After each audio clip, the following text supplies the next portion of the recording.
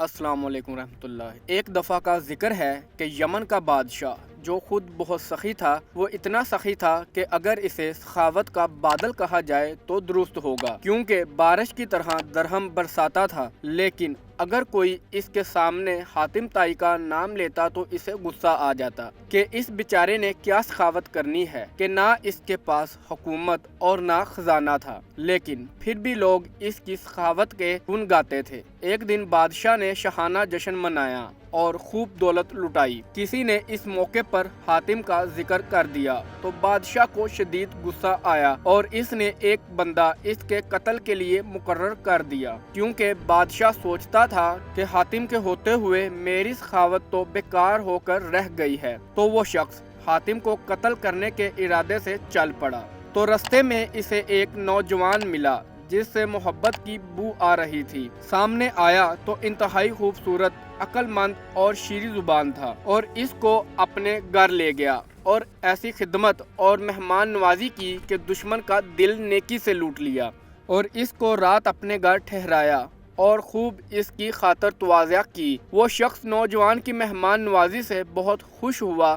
صبح جب وہ شخص جانے لگا تو نوجوان نے ایک اور رات ٹھہرنے کی درخواست کی، تو اس شخص نے کہا میں ایک بہت بڑی مہم پر ہوں، اس لیے اس سے زیادہ نہیں ٹھہر سکتا۔ تو نوجوان نے کہا کہ اگر تم مجھے بتاؤ کہ وہ کیا مہم ہے تو میں دل و جان سے تمہاری مدد کروں گا۔ اس شخص نے نوجوان سے کہا کہ تم مجھے نوجوان مرد، سمجھدار اور راز کے امین معلوم ہوتے ہو، اس لیے تمہیں بتا دیتا ہوں، اس ملک میں حاتم نامی کوئی شخص رہتا ہے جو بہت نیک سیرت اور بابرکت ہے۔ نہ جانے یمن کے بادشاہ کو کیا ٹھانی کہ اس نے مجھے اس کا سار لینے بھیجا ہے، اور بدقسمتی سے اس کام کی ڈیوٹی میری لگی ہے۔ اس شخص نے نوجوان سے کہا کہ اگر تم مجھے اس تک پہنچا دو تو تمہارا بہت احسان ہوگا۔ یہ سن کر نوجوان نے سر آگے جھکا دیا اور کہا سر حاضر ہے، تلوار نکال اور اسے اتار لے، میں ہی حاتم ہوں، کیونکہ جب صبح روشن ہو جائے گی تو ہو سکتا ہے کہ کوئی رکاوٹ پڑ جائے یا تمہیں کوئی تکلیف پہنچے۔ حاتم کی یہ مردانگی دیکھ کر وہ شخص قدموں پر گر گیا اور اس کی چیخ نکل گئی، اور وہ شخص حاتم کے کبھی ہاتھ چومتا اور کبھی پاؤں۔ اس نے تلوار پھینک دی اور سینے پر ہاتھ باندھ کر حاتم کے آگے کھڑا ہو گیا اور کہنے لگا کہ اگر میں تیرے جسم پر پھول بھی ماروں تو میں مرد نہیں بلکہ عورت ہوں۔ اس شخص نے حاتم کے ہاتھوں کو چوما اور یمن واپس آ گیا، اور جب وہ شخص بادشاہ کے حضور پیش ہوا تو بادشاہ اس کا چہرہ دیکھ کر سمجھ گیا کہ کوئی کام کیے بغیر ہی واپس آ گیا ہے۔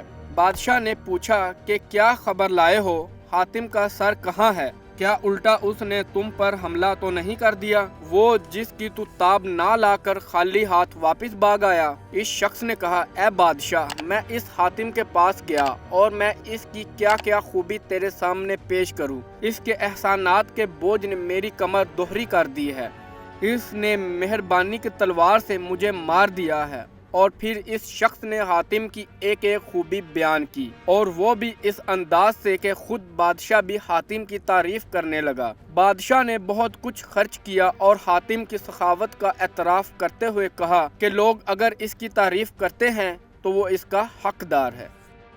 تو ناظرین، اگر آپ کو ہماری یہ ویڈیو پسند آئی تو پلیز ویڈیو کو لائک کریں، چینل کو سبسکرائب کریں اور بیل آئیکن کو دبانا مت بھولیں، تاکہ ہماری آنے والی نیو ویڈیوز کی اپڈیٹ آپ تک پہنچتی ہے۔